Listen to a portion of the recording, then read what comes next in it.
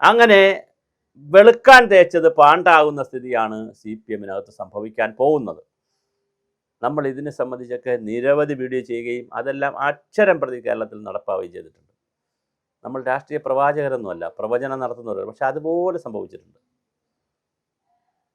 വളരെ കൃത്യമായി LDFിൻ്റെ കൺവീനറായി P രാജീവിനെ കൊണ്ടുവരാനുള്ള പുതിയ തന്ത്രം പിണറായി ഇറക്കിയിട്ടുണ്ട്. അതിൽ രണ്ടുണ്ട് ലക്ഷ്യം.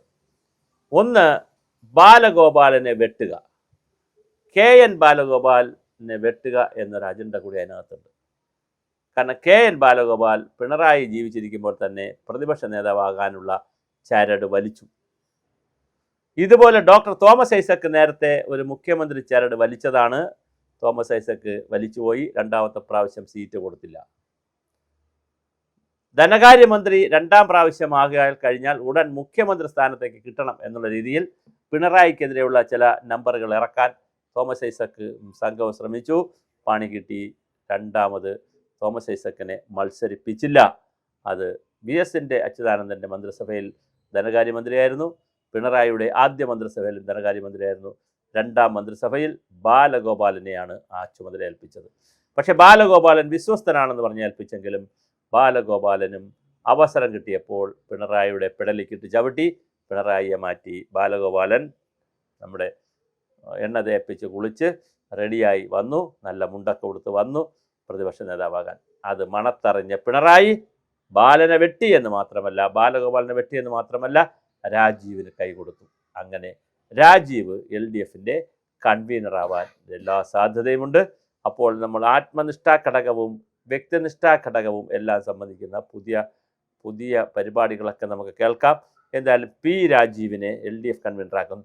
ഇത് മണത്തറിഞ്ഞുകൊണ്ടുള്ള പുതിയൊരു സംഘം, അതായത് ബാലഗോപാലിൻ്റെയും രാജേഷിൻ്റെയും നേതൃത്വത്തിലുള്ള MP രാജേഷിൻ്റെ നേതൃത്വത്തിലുള്ള പുതിയൊരു ഗ്രൂപ്പ് സമവാക്യവും CPM-നകത്ത് രൂപപ്പെടുന്നുണ്ട്. അപ്പോൾ CPM-നകത്ത് പുതിയ സമവാക്യങ്ങളാണ്. നേരത്തെ രാജീവും ബാലഗോപാലും MP രാജേഷും ഒരു സമവാക്യമായി നിന്നെങ്കിൽ ഇപ്പോൾ രാജീവിനെ അതിൽ നിന്ന് അതിർത്തി മാറ്റി രാജീവിനെ പിണറായിയുടെ കൂടെ നിർത്തുമ്പോൾ, ഗോവിന്ദൻ്റെ കൂടെ നിർത്തുമ്പോൾ സ്വാഭാവികമായിട്ടും ഇപ്പുറത്ത് അതിനനുസരിച്ചുള്ള മാറ്റം ഇപ്പുറത്ത് വന്നുകൊണ്ടിരിക്കുന്നു. അപ്പോൾ വളരെ കൃത്യമാണ് CPM-ലെ ഗ്രൂപ്പ് രാഷ്ട്രീയം.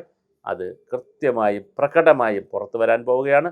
അങ്ങനെ പ്രകടനമായി പുറത്തു വരുമ്പോൾ P രാജീവിനെയാണ് LDF കൺവീനറായി ഇപ്പോൾ നോക്കി വച്ചിരിക്കുന്നത്. സ്വരാജിനെയാണ് ആദ്യം ആലോചിച്ചത്. പക്ഷേ സ്വരാജ് കുറച്ച് പക്വത കുറവാണ്, എന്തെങ്കിലുമൊക്കെ അബദ്ധങ്ങൾ വിളിച്ച് പറഞ്ഞാലോ എന്ന് വിചാരിച്ച് കുറച്ചുകൂടെ മൂക്കട്ടെ എന്ന് വിചാരിച്ചിട്ട് ആണ് P രാജീവ് ആകുമ്പോൾ വ്യവസായ മന്ത്രിയായിരുന്നു. താത്വികമായും ആദർശപരമായും തത്വാധിഷ്ഠിതമായും ഒക്കെ സംസാരിക്കാൻ മിടുക്കനാണ്. കാര്യത്തിലൊന്നുമില്ലെങ്കിലും അങ്ങനെ പറയാൻ നല്ല മിടുക്കനാണ്. അതുകൊണ്ട് തന്നെ അദ്ദേഹത്തെ ആക്കാം എന്നൊരു ധാരണ CPM എടുത്തിട്ടുണ്ട്. CPM-ൻ്റെ വലിയ നേതാവാണ് P രാജീവ്. SFIയിലൂടെ മഹാരാജാസ് കോളേജിലും അവിടെ ഇവിടെയൊക്കെ പഠിച്ചു, എറണാകുളത്തെ പല കോളേജുകളിലൊക്കെ പഠിച്ചു, SFIയിലൂടെയൊക്കെ വന്നു, DYFIയിലൂടെയൊക്കെ വന്നു, താത്വിക ആചാര്യനായി, ദേശാഭിമാനിയുടെ റെസിഡൻറ്റ് എഡിറ്ററായി, വളരെ വലിയ നേതാവായി. അപ്പം സംസ്ഥാന വ്യവസായ വകുപ്പ് മന്ത്രി വരെ ആയിക്കളഞ്ഞു. അപ്പോൾ അത്രയും വലിയൊരു നേതാവിനെയാണ് പിണറായി അടിച്ചിരിക്കുന്നത്. അങ്ങനെ പിണറായി അടിച്ചപ്പോൾ വീണത് പാവപ്പെട്ട ബാലഗോപാലനും MP രാജേഷുമാണ്. അവർ രണ്ടുപേരും വീഴുന്നു. എന്തായാലും TP രാമകൃഷ്ണൻ മാറി. അവിടെ വരാൻ പോകുന്നത് P രാജീവാണ്. അപ്പോൾ ഒരു വെടിക്ക് രണ്ട് പക്ഷി. ഇനിയിപ്പോൾ ബാലഗോപാലന് എന്തും പറഞ്ഞിട്ടാണ് വരിക?